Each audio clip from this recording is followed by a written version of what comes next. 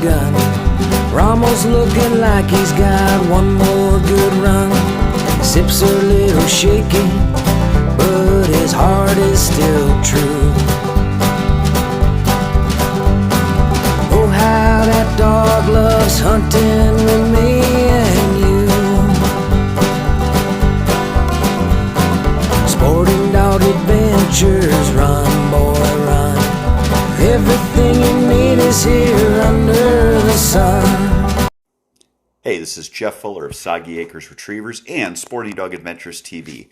We have had a great run showing our love for dogs with our show, our podcast, our social media, and all of that is based on Soggy Acres Retrievers. We proudly bring this podcast to you by Soggy Acres Retrievers and ask you, if you are looking for training, boarding, or a yellow, black, or chocolate Labrador Retriever puppies, please check out soggyacres.com. Remember, everyone deserves a soggy dog. Welcome to the Sporting Dog Adventures podcast. I have a special guest today. That special guest is my lovely wife, Kate. Kate is here to talk about several topics. We're going to talk about discipline for your puppy, how to do it, why to do it, and the ramifications when you do not do it. We are also going to talk about dog treats and allergies that you need to watch out for with those treats. And lastly, our hunting tip is going to be called Lose That Ego. It's going to be talking about how the ego of so many is tarnishing our sport. So let's get right down to brass tacks, Catherine. How are you today? I'm good. Freezing. It's cold out. It's actually hunting weather. She likes like 85 degrees when we can't hunt, and it is hunting weather when we can hunt, and she thinks it's cold. So we could hunt in Louisiana. I was cold there too, though. Funny story about that. We were that one time. We were in Louisiana. We were doing a teal hunt with Kelly Hadel of Hadel Game Calls. We were in Venice, which is the last spot of land on Louisiana, all the way down at the mouth of the Mississippi River. So you're about as far south as you can get in Louisiana. And my lovely wife told me that she was cold. And it was 3 a.m. in her defense. It was also 75 degrees at 3 a.m. That is when we knew that we were going to have to temper our expectations of Kate going on hunts, because she just does not like anything below 80 degrees. And that was one of the last trips. You did do a deer trip with me that was very cold. It was brutal cold. And we had to I survived. You did live. So we had to put a lot of clothes on her. Mm-hmm. But that was when I realized this might not be for her. So anyway, I digress. Let's talk about disciplining a puppy and your thoughts on it. As the breeder's wife, one of the things I see you working with clients on a lot, as far as after-sale support, if you will call it, is people emailing or calling and saying, oh, my puppy, it just bites. It bites and bites. It bites my woodwork. It bites my 3-year-old. It's constantly chewing on things. It's out of control, etc., etc.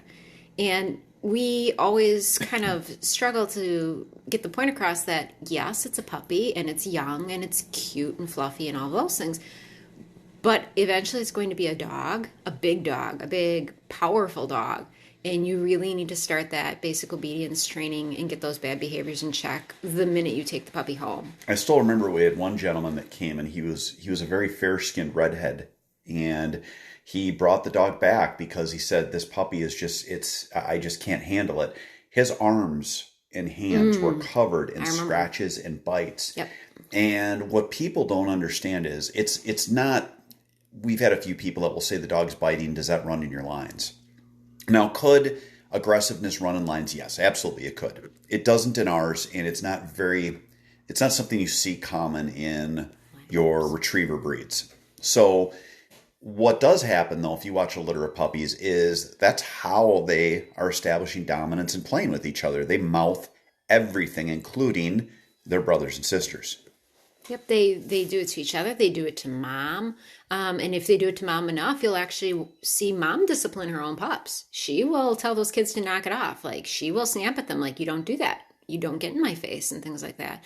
And I think people see this cute, sweet, fluffy puppy, and they just feel like, well, I can't swat it, or I can't scold it, or I can't pinch its muzzle, but you have to, because it's just the behavior is going to spiral out of control. And what can happen is a learned behavior, the biting, where if you don't correct it, some dogs will take it to the extreme that they continue it. And once they're big dogs, they eventually will have to be put down.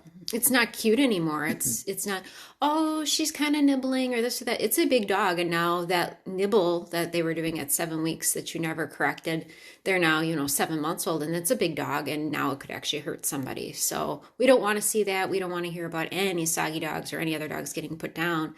So you have to put your big boy or big girl pants on, and you have to tell the puppy who's boss. And that's ultimately what it comes down to. When you look at your failures of your dog, whether it's your pet or you're looking at a hunting dog, it's never the dog generally.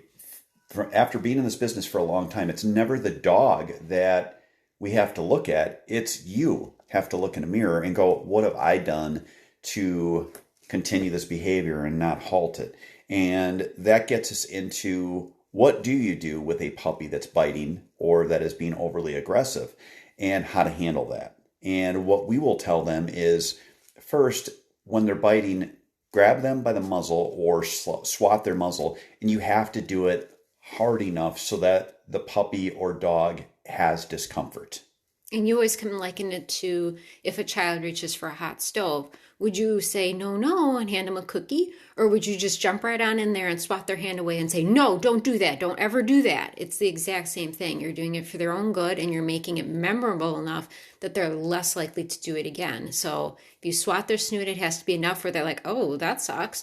Or if you pinch it shut, hold it shut and tell them no in your most stern voice. And then offer them something that is appropriate to chew, like their bone or their toy or something like that. And just keep doing it and keep on it. You can definitely correct it, and you can correct it relatively effectively and quickly, but you just have to keep on it. And that's the struggle, is when you go online, which everyone thinks I'll just Google or do a search for what I should do, there is no one that is going to tell you that you should use a negative consequence like grabbing and pinching a dog's muzzle or swatting their muzzle. And what I try to explain to people is, I watch dogs. That's what I do for a living. I'm a dog guy. And I watch our new training dogs when they all come in as a group. I watch puppies in a litter. I watch moms and how they handle it. Why we would swat a dog in the nose or pinch their muzzles, because that's how they talk to each other. In essence, you're speaking dog. You are biting their muzzle to them. That's what they think. And that is how dogs correct each other. Everything that they do on their corrections are neck, ears, and muzzle. And that's why you can see a dog that's been rambunctious. They'll have sores on their ears, or they'll have what I call the knob mark right on the bridge of their nose. And that's I didn't get the memo mark, and the other dog got mad and finally just hammered them like a big mouth bass.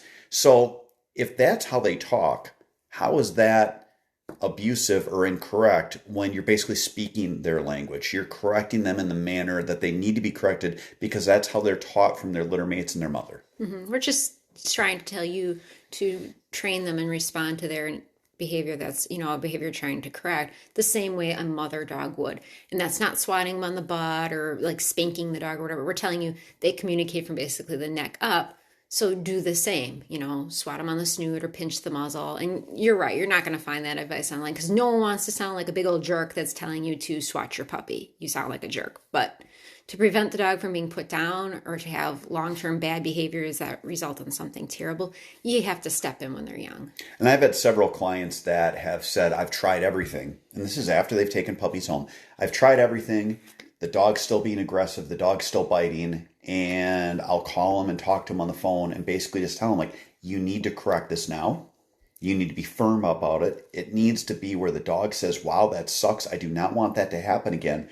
But then temper that with 10% negative, which is uncomfortable, but 90% positive. So the dog is like, wow, they really love it when I do this.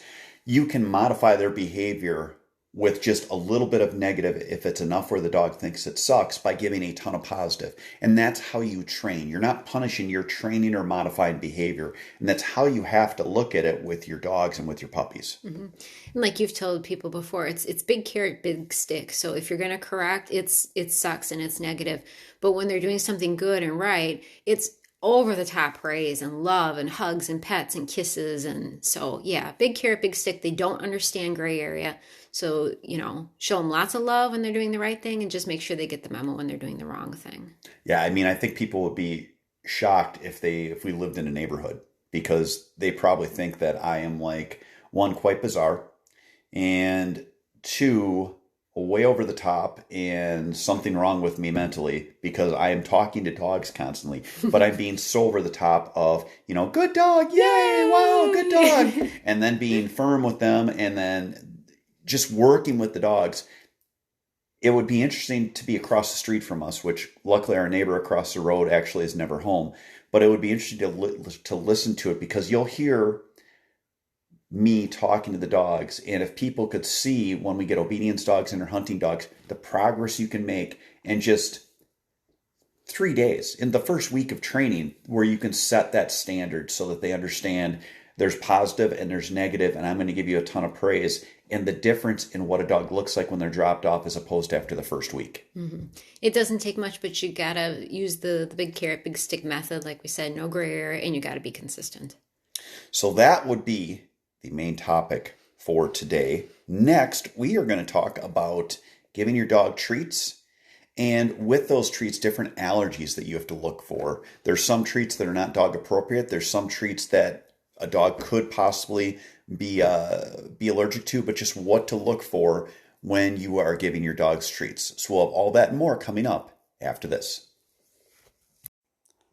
Our great fans of the Sporting Dog Adventures podcast, we are growing at an astronomical rate, and I want to thank you all. I do ask one thing from you.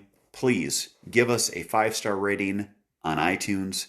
Please give us a thumbs up. Follow us, subscribe to us on whatever other platforms you're on. And the most important thing I can ask, share our podcast with your friends so that we can grow our love for the dogs and dogs in the field and make it so that people are more involved in our sport. Again, thank you so much for being listeners. Take care. Jeff Fuller again from Soggy Acres Retrievers and Sporting Dog Adventures podcast. When you look at hunting, you need to have yourself prepared. Our good friends at Mech Outdoors have reloading supplies as well as great clay target machines to get you prepared so you have more success in the field. Don't get that dirty look from your dog. Check out Mech Outdoors. Welcome back to the show. I'm again joined by my beautiful bride, Catherine, and Kate is going to help us with dog treats and what we are looking at as far as what is appropriate and different allergies you could have to deal with when you are looking at giving your dogs treats. We are, in all honesty, very anti-treat people. We don't have dog treats in our house. You'd be shocked that we breed and we train, because I do not have treats in the house. Nothing, honestly. We use their own kibble. We measure out how much food they're going to get in a day when we're in training. And then when I'm rewarding them, I just use some of their own kibble. And that's not because we're being mean or being cheapskates or weird or anything like that. It's one of the best ways to, one, control their fat and caloric intake, and two, to have control over the ingredients that are in their diet. We hear just tons and tons of people at sport shows and who come to pick up puppies about, well, my last dog had really, really bad allergies. And some of that can be, stuff in the grass, stuff in the air, things you clean your house with. But a lot of times it's the fact that you feed them, their regular diet, but then you're treating or supplementing with God knows how many different types of treats from the store and what is in those treats. Milk bones and sausages and this and that. And even the ones that are, organic or grass-fed or blah, blah, blah. It's still a foreign item in their body and a foreign item to their diet. So then when you have these allergies, it's even harder to dial down and figure out, what's actually causing their skin to itch or them to bite their paws or whatever the case is. Yeah, when we look at picking foods or you look at treats, I've been told by my vet that the number one main culprit is a beef product as opposed to a chicken product. So when you start there, if you're giving a chicken product or a poultry product, that is probably a better choice for a treat than a beef product. It's not that all dogs are allergic to that, so don't believe that. It is just that is one of the most common things. dogs are allergic to. And I'm not talking breed specific, just in generalities. And it's, I would guess, likely because if you think that a dog is a descendant from a wolf or a wild animal, the cow wouldn't have been part of their natural diet.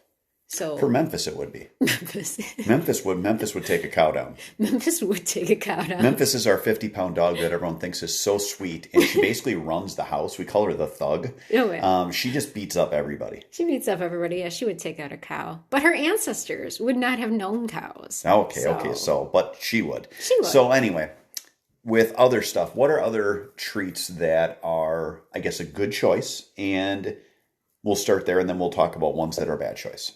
Number one, like I said, if you can just restrain yourself to using just their kibble, that's great. If you can't, and you're like, wow, these are just too cute, I have to buy them, I would say try to stick with the same protein family at least as whatever you're feeding. So like I have one of my dogs, she does best on a fish-based food. So if I was looking for a treat for her, and she does get a little chew stick now and then, it's the same protein. It's a salmon-based chew stick. So if you can keep it in the same protein family, you're less likely to have any sort of allergy flare up because you already know the dog does well on that type of protein. Yeah, correct. I know there's some people food that you absolutely shouldn't give a dog, but there's some other stuff that dogs, it does really good for their system. Pumpkin. Mm-hmm. We will actually take older sterilized femur bones that you buy in the store that are very expensive and then reuse them and fill them with pumpkin. I freeze them. Yep, I refill them with a little bit of pumpkin and I freeze them. Word of caution on any plant-based treat like that. Really do limit it. Like once a week is good. They don't digest plant fiber, so it will go through them. So you don't want to do overkill on that. I know Scarlett, every day we give her something called tree fruit, which is her tree fruit treat is she gets a piece of banana, which is good for them. Yep, she gets a little piece of frozen banana. It's got nice potassium in it, which your system needs. Peeled potatoes. Scarlett gets a peeled potato every day because, again, Scarlett has kidney issues, so we give her stuff that is good for renal support. Mm-hmm. Yep. So we take, I use the red potatoes because green is bad, very bad for dogs. You don't want to give them anything green. So I buy the red potatoes. I make sure there's no green on them. Green's actually bad for people as well. It is. I found that out not long ago. In high levels, it can be toxic to people. We're talking too. the peel. If the peel is got green just on the it. peel. Yep. So I don't buy the Idaho, I buy the red ones, and then I take the skin off because that's probably a little too much plant fiber, too much roughage for her. And then I'll cut it so she gets a small piece and she gets potato. So a frozen banana too is an excellent choice for teething. If you have a teething puppy, a frozen banana or a frozen carrot. Of course, always be present. You want to be there, especially as they get down to the last bit of it. You don't want them to choke. You don't want them to be a choking hazard. But yeah, there's no harm in those things. That very, very low likelihood that they're going to have any kind of allergy type reaction to that type of thing. If your dog's older, they might not take to it right away. I know Pickett absolutely hated frozen carrots. You would offer him one and he'd give you a look like, are you crazy? But if you have a younger dog, especially if you start them when they're teething, which is what we did with Scarlett and Memphis, they really love it. And yeah, there's no itchiness, rashes, nothing like that. Those are all good, safe choices for treats. So bad choices would be? Bad choices, probably the worst thing would be just about any kind of people food, especially anything that is high fat, high salt. And what you have to take into consideration is that their diet has a lot fewer calories allocated to it than ours. So like a potato chip to us is just a potato chip, and it's like, well, that's no big deal. Well, to them, that might be the caloric equivalent of a quarter cup of food. So that's a really bad choice. Don't give them chips. The salt. Dogs, the salt is super hard on their kidneys. Don't give them salty treats like pretzels or chips, or those are really bad choices. Yeah, always think of the amount of calories. When you look at treats or dog food, they go kcals per cup. And to give you an idea, a good solid food is probably around 300 kcals per cup. When you're feeding something like a milk bone, 3 milk bones is 300 kcals per cup. And most people that feed milk bones feed lots of them. So you're basically doubling or tripling a dog's caloric intake. And that's why we're seeing obesity in dogs. And that's why we're seeing them where, quite honestly, they're not having the quality of life they deserve during their middle years and when they get older. There's like so many more, ACLs being blown and things like that in dogs, and it's because they're overweight. So definitely keep the people food out of their diet. It's bad for allergies. It's bad for their weight. It's just bad news. If you have little ones, we see a lot of heavy dogs coming in for training and things that have families that have little people. Try to keep them away from the high chair. I know it's a convenience factor using the lab, like, the Roomba, like the vacuum cleaner. The lab is not a vacuum cleaner. Please don't let them pick up pieces of hot dog and things like that. That's really bad for your dog. And always remember, the one thing I hear from people is, well, I have to feed them because they're hungry. A Labrador Retriever would probably eat 10 pounds of food a day if you let them. So they are always hungry. They love food. They're food motivated. Don't use that for the reason why you have to give them X amount of treats or extra food. They really don't, like I said, need treats. If you are training, that's one thing, whether you're potty training or gun dog training, and you want to have some of the kibble in your pocket, that's fine. If they're teething, like I said, the frozen carrot or banana is awesome. But other than that, spend time with them. Have fun. Throw the tennis ball. Take them for a walk. Wrestle with them on the ground and love them up and scruff their ears. Give them a doggy massage. Our dogs love doggy massage. That's a bonding exercise with your dog that's going to last a lot long and pay way greater dividends than a milk bone. So that's it for this part of the show. Next, we are going to talk about the hunting tip, which the hunting tip is going to basically turn into probably me chastising folks out there about the ego that is involved in hunting. So stay tuned for that and more coming up after this.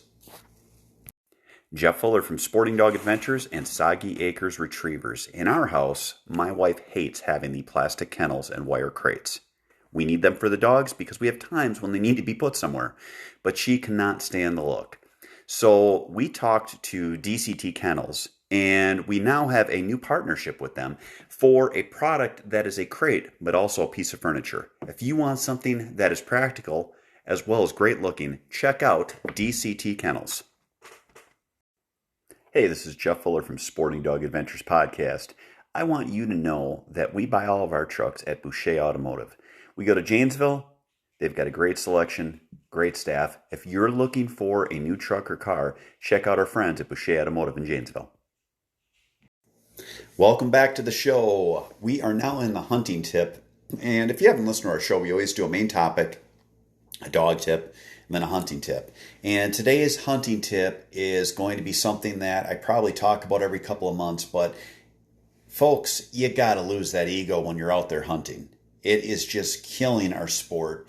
It's driving people out of our sport. And quite honestly, there's enough divisiveness in our country and in our world right now that as sportsmen and sportswomen, we do not need to be so damn negative to others that are just asking questions or trying to learn.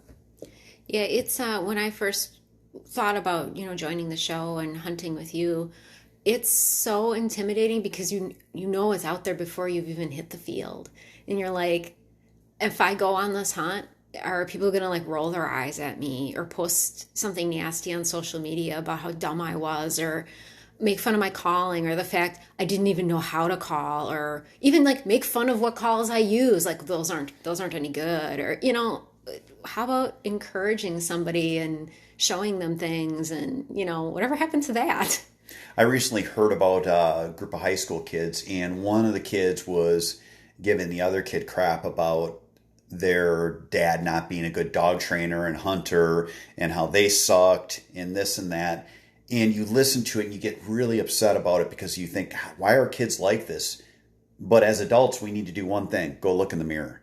Mm-hmm. I have seen on chat rooms in so many places where you get someone will just ask a question like, hey, I just moved into an area. Could anyone give me any tips on where to look for a spot or good hunting times? And they're new to the area. And invariably, there's always some knobshine that says, why don't you go out there and do your own scouting? Why don't you go out there and look for yourself?